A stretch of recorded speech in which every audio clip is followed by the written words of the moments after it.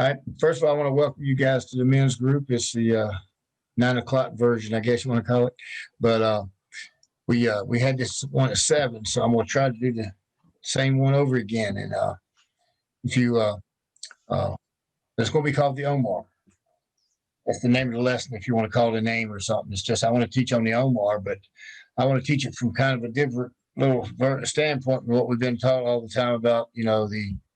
The Omer as a measurement and all that. I want to focus more upon the Omer as the quality of the Omer, not just the quantity. It's easy to it's easy to fill something up and get it full, but it's another thing to have something, that seed that's the good seed, that seed that's a top quality seed. That's what Yah is building in us. He's making a priesthood that's top quality seed. So anyway, I'm going to start out with Exodus 16:35, and it says, "And the children of Israel ate manna 40 years until they came to an inhabited land." We know that was the land of Canaan. They ate manna until they came to the borders of the land of Canaan. And Exodus 16:36, and an Omer is 1/10 of an ephah. So we see that the children of Israel ate manna for 40 years until they came to the land of Canaan. Now, and they they were instructed to take an Omer of manna and put it in the ark with the rod that budded. So, they put it in a gold jar and they put it in the ark of covenant. Now the thing about it is this manna never corrupted. This manna, because the only time it corrupted is when they left it to the next morning. Then it would stink. It would have worms in it. It would stink. But this manna was put into this gold jar, put into the Ark of the Covenant with the rod, but the rod of Aaron that proved who the priesthood was. We know the story when Korah and Dathan came against the Aaron, challenged the priesthood, and Aaron's rod budded. These two things was in the ark together. So we see the ark, which is the rod that budded, which is Yahusha, and that manna, which is Yahusha, together. And this was the same. I think when David went up the mountain and he planted when he went up to the Mount of Olives, and he planted the Omer, the rod that budded in the Omer in the Adam's altar, in Adam's grave, and that's where the tree that Yahushua was nailed to came from that. And that was the manna. That manna was that. I believe that manna is what that soil represented. That soil that almond branch could grow, that tree. And that's what I want to focus on, the soil. We see here that John 12:20 says, "And there were certain Greeks among those coming up to worship at the festival." That word Greeks could be Gentiles also. "These then came to Philip, who was from Bethsaida of Galilee, and were asking him, saying, 'Master, we wish to see Yahuah.' And Philip came and he told Andrew. And then Andrew in turn, Andrew and Philip told Yahuah. And Yahuah answered him, saying, 'The hour has come for the Son of Man to be esteemed. Truly, truly, I say to you, unless a grain of wheat falls to the ground and dies, it remains alone. But if it dies, it bears much fruit.'" Now we see this is when Yahushua was getting, John 12:24 is right after Lazarus was raised, in John 11. So we see Yahushua is on his way up to Jerusalem and to the Passover, and also to what he knows is where he's going to be, that grain of wheat that falls into the ground and dies, so it can bear the fruit that's needed. And he who loves his life shall lose it, and he who hates his life in this world shall preserve it for everlasting life. If anyone serves me, let him follow me, and where I am, there my servant also shall be. If anyone serves me, the Father shall value him. So unless a grain of wheat falls into the ground and dies, it remains alone. Now we see, so I want to focus on is the soil, that you can have that we can have a perfect seed, but unless we get the proper soil to put it in, the seed it's not going to produce 100-fold, 60-fold or 30-fold, like Yahushua says. Now, if we're focusing all around Omer, come 7 weeks for your, and Deuteronomy 16:9 says, "Count 7 weeks for yourself, and to count 7 weeks from the time you begin to put the sickle to the grain." When you put the sickle to the grain, And you shall perform the festival of Shavuot to your Elohim, to Yahuah your Elohim, according to the voluntary offerings from your hand, which you give as Yahuah your Elohim blesses you. And you shall rejoice before your Yahuah your Elohim, and you and your sons and your daughters, and your daughter, and your male servant, and your female servant, and the Levite whom is within your gates, and the stranger, and the fatherless, and the widow who are in your midst, at the place where Yahuah your Elohim chooses to make his name dwell. And you shall remember that you were a slave in Mizraim, and you shall guard and do these laws. Now, this is talking about Shavuot, how they're to go up to Shavuot after they count 7 weeks. And that's what we're doing now, as we're all counting the Omer. Most of us are going through maybe all of us are going through the Psalms count.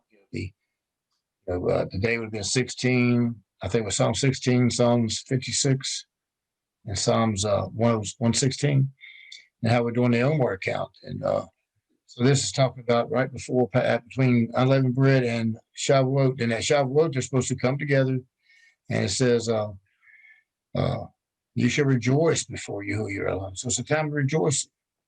You and your son and your daughter and your male servant and your female servant, and the Levite is within your gates, and the stranger and the fatherless and the widow who are in your midst, the place where Yahuah your Elohim chooses to make his name dwell. So it's a time of rejoicing, and we celebrate. 6 days you work, but on the 7th day you rest. In plowing time and in harvest you rest. In Exodus 34:22, and perform the festival of Shavuot for yourself, of the first fruits of wheat harvest, and the festival of ingathering at the turn of the year. 3 times in the year all your men are to appear before the Master Yahuah, the Elohim of Israel. So this was a command. Passover, Shavuot, and Sukkot are the 3 times that we were together before Yahuah every year. They were together, and this goes more in detail on Sukkot. That was a time of the first fruit of the wheat harvest, and so this is when they cut their wheat, and they would present the barley loaves, and they would take that Omer. They would take that grain that they and make those cakes to present to Yahusha. Now, I want to go to Matthew 3:11 right now, as far as Shavuot. I'll make sure I didn't miss a slide. But in Matthew 3:11, we see that it says, I indeed immerse you in water into repentance. But he who is coming after me is mightier than I, whose sandals I am not worthy to bear. He shall immerse you in the set apart spirit and fire. We know this is John the Baptist speaking. So he's going to immerse you in a set apart spirit and fire. His winnowing fork is in his hand, and he shall thoroughly cleanse his threshing floor and gather his wheat into the storehouse. But the chaff he shall burn with unquenchable fire. So we see that the process, that wheat, getting that grain of wheat, that seed, that grain that's ready to, that seed that's ready to grind down to make that cakes, that had to be beaten out first. And John the Baptist, John is telling us here that he's going to immerse us in a set apart spirit and fire. He shall immerse you in a set apart spirit and fire, and his winnowing fork is in his hand. So we know that the spirit and the fire, somehow the spirit and the fire has to do with this winnowing fork. Yahuwah's got winnowing fork. The winnowing fork is you take it, well, in the Greek, it's G257, means rolled hard. When you take it, just roll the wheat over and just keep flapping it, getting the chaff off and throwing it back on the threshing floor and throwing it back. And that wind and that chaff blows away. Chaff is supposed to be blown away. But Yahusha, his winnowing fork is in his hand. And we know that his hand is his power, represents his power. And we know that the Ruach is set apart spirit and fire. Matthew 13:1 says, and on that day, Yahuwah went out of the house and sat by the sea, and large crowds were gathered together to him, so that he went into a boat and sat down, and all the crowds stood on the beach. And he spoke to them much in parables, saying, see, the sower went out to sow. So he spoke to them in much parables. And he said, the sower went out to sow, and as he sowed, some indeed fell by the wayside, and the birds came and devoured them. And the others fell on rocky places where they did not have much soil, and immediately they sprang up because they had no depth of soil. But when the sun was up, they were scorched, and because they had no root, they withered. And others fell among thorns, and the thorns came up and choked them. And others fell on good soil and yielded a crop, some 100, some 60, and some 30. He who has ears to hear, let him hear. So we see that, and if you study this, Matthew 13:1, and because they ask him about this parable, he says, if you don't understand this parable, how are you going to understand all the parables? Because I believe he's focused here on soil. It's not so much as the seed, but the soil, because all four areas is a soil. Some's rocky, some's thorny, some has no depth. Then the one soil, there's that good soil that brings forth 100-fold, 60-fold, 30-fold crops. And that's what I want to focus on, the soil. What kind of soil? Because that soil, is, I grew up on a farm, and I think if you read the men's intro, I talked about so I kind of talked related to the crop, I was when I was about 16 years old, my brothers and I, we had to fence in like 5 acres of corn. You know, 5 acre plot. We had to dig the holes by post holes all by hand. We had to do all the work by hand. You get the picture. The whole thing was done by, even to the point where we cut it down with a mowing scythe, a sickle, and the old timey ones that I cut them all. We cut them all by hand, shocked them all, and then when they got dried out, we went back by hands and shucked each one of them and threw them and put them in the wagon to take and put in the corn crib, and that's a lot of work. And so we were looking. So you were looking for good quality. After all that work, you were wanting a good harvest, and that's what Yahushua. I think what he's doing in our spirits, what he's doing in us right now, is he's preparing our hearts. He's preparing our hearts. Our hearts are the place where that seed grows. Yeah, see, his word comes to our hearts. And Mark 13:10 says, and he taught ones came and said to him, why do you speak to them in parables? And that's from G 38:46, and it means a similitude, parable. That is a symbolic, fictitious narrative. I like the right here, the word for that was word for parables, but the word for parable is singular, is to throw alongside, to reach a place.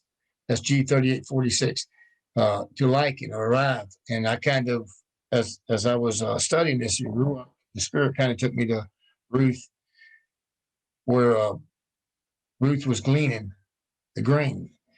Now this is the barley harvest, but we get the picture. The picture I'm trying to focus on is the soil and gleaning that the soil produces. And Boaz said to her, now it is time to eat. Come hither, and thou shalt eat of the bread, and thou shalt dip thy morsel in the vinegar. And Ruth sat by the side of the reapers. And Boaz handed her meal, and she ate and was satisfied and left. And she rose up to glean, and Boaz charged his young men, saying, let her glean among the sheaves, and reproach her not. And do ye by all means carry it from her, and ye shall surely let fall for her some of that which is heaped up, and let her eat and glean, and rebuke her not.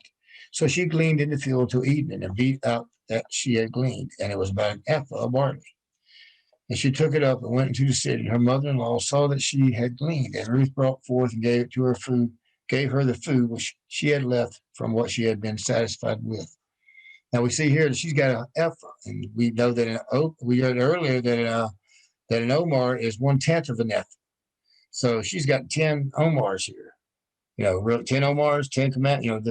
I think this has something to do with the covenant, 10 commandments.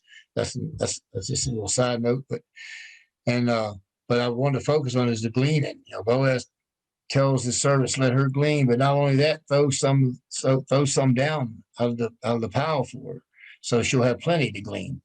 And she could have got what she could have just kept gleaning along, but she could have got just enough to felt like she wanted to satisfy herself. And she says she gleaned and gleaned it all day. She gleaned the field till evening, and then beat it out. She stayed there. She didn't stay there until she thought she had enough. She stayed there. Till she could get all she could get till it was dark, and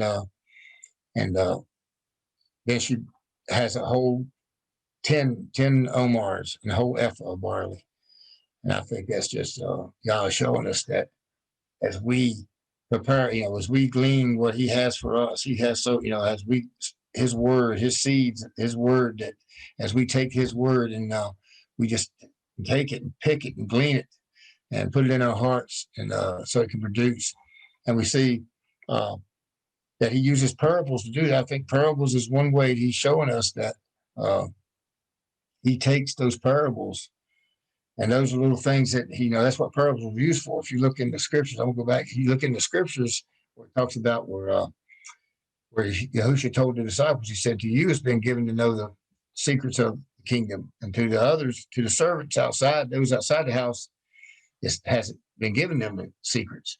And he says, and spoke to me in parables. And if you look at it, it said, "Seeing that they might hear, seeing they might see and see not, but hearing they might hear and hear not." And I always thought, well, what does that mean? And it's like he throws down little nuggets, and those who get a hold of those little nuggets, glean those little nuggets, those little seeds. He throws down those seeds. We pick those, he's gleaning. We start gleaning, and we start picking this one. We start picking this one. And he shows us more and more. And that's what the parables are for, to help us to glean. And Luke 22:31 says, "And the master said, Simon, Simon, see, Satan has asked for you to sift you as wheat. But I have prayed for you that your belief should not fail, that when you have turned, strengthen your brothers." And we see that word sift means a sieve, or to riddle, a sift. And when I seen that word riddle, I looked that word up, and that a riddle is actually an instrument, and they use it's an instrument that you pass through a substance through it, a large coarse sieve. It's like and it just grinds it up more. And the definition that they give is, for final plotting, the soil mixture is not riddled. See, for the final plot, when you go to do your final planting, you don't take the soil and mix it up. You don't riddle it. You don't take it and sieve it. You take that soil, you get your final soil, it's ready for planting. You don't go back into that soil and fill it up again. That's what Satan wants to do. That's what Yahushua was letting Satan know. What the enemy wants to take you. I've got you. He wants to sift you like wheat. He wants to take you and just take you up and grind you up more into the soil. But I've prayed that your belief, that soul that's prepared, it should not fail. And when you have turned, strengthen your brothers. So that gives us a little bit more meaning on what the enemy wants to do. Compare it to the soil. He wanted to take the soil and grind it up after the seed was already in it. He wanted to take that seed that Yahuah had put in his heart and grind it up and just mix it in with the cares of life, and or these the thorns that try to choke it out, no depth of soil. And he wanted to take that and just fill it up, mix it up. And Yahushua said, "Don't." But I pray that your faith will fail not. And we know that Peter repented and turned back. And so the soul, we know that the soul is always related to our minds. Yahushua says here, "I call upon you, therefore." Paul says here, "I call upon you, therefore, brothers, through the compassion of Elohim, to present your bodies a living sacrifice, as a living offering, a set apart, well pleasing to Elohim, your reasonable worship." One version says your reasonable temple service. "And do not be conformed to this world, but be transformed by the renewing of your mind, so that you can prove what is that good and well pleasing and perfect desire of Elohim." Mark 4:26 says, "And he said, the reign of Elohim is as when a man scatters seed on the ground, then sleeps by night, rises by day, while the seed sprouts and grows, he himself does not know how. For the soil yields crops," says the soil yields crops by itself. First the blade, then the head, and then after that, the complete grain in the head. And when the crop is ready, immediately he puts the sickle, because the harvest has come. And we see that the soil here, it says the soil is what yields the crops by itself. And we see that we know our minds is that place where the enemy tries to attack us at. He tries to attack us in our minds. And so we got to take this. That's why our mind and our heart are connected. They are always connected. And, as a man thinketh in his heart, so is he. And, so as we take Yah's word and put it in our hearts, he takes that, because he's enthroned upon our hearts. And as we just feed upon him, as we let him pour that manna into our hearts, as he is the king of our hearts, that Melchizedek high priest of our hearts, and he pours that manna into us daily, that well of living water that never runs dry, and that renews our minds. That's how we renew our minds. we have to stay in Yahushua. We have to stay in his word and let him just pour his love into us. Because it's through his love that we get the fruit of the Spirit. The fruit grows from the seeds, love, joy, peace, long suffering, gentleness, goodness, faith, meekness, and temperance. It says add to this, add to your love. Love is the main fruit, and you add to your love these other things. Because without the love of Yah pouring through us, then people are not going to see the other fruits, and that's not going to. And then, so I think through that we can walk in the gifts, But I thought that was interesting that word secret. Yah said he reveals his secrets. It's in the Greek, it means a silence imposed by initiation or into something, and into he's telling him his secrets to see who really wants to hear him. Those who want to know him and those who search him out are the ones that he reveals more to. And it's the same word as in the definition for it is initiate.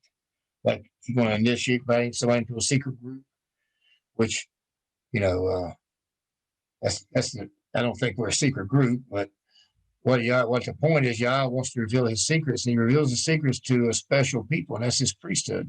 Those ones who want to know his truth, those ones who choose to become that grain of wheat that falls into the ground, his ground. He's the soil. Those ones who he allows to plant, and those who want to glean that what he's given, those seeds that he wants to give, the parables and secrets.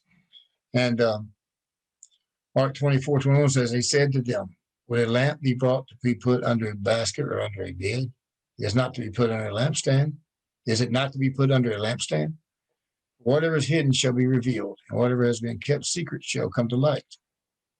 If no one has ears, let him hear. And he said to them, take heed what you hear. The same measure you use it shall be measured to you, and more shall be added to